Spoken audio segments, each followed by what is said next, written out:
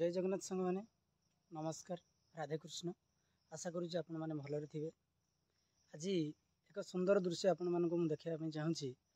देखंतु मो पछरे केते सुंदर जंगल होती बण होती केते गुड़ी गछ अच्छी आपण मैंने देखिपे। ये गछ गुड़ी देखा पर गोटे कथा मन आसला भाविली आपण मान सहित टिके शेयर करी।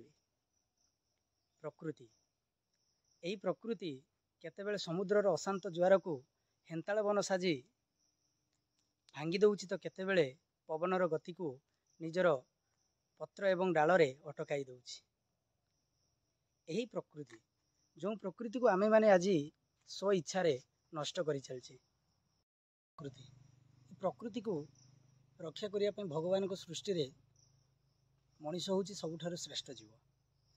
किंतु आज आमे आमर स्वार्थ को हासिल करिया पय केतेबेले नुआ कठा तैयारी करिया पय तो केतेबेले अन्य कौनसी कारखाना कंपनी तैयारी करिया पय स्व इच्छा रे आमे आज जंगल को काटी चलीचे।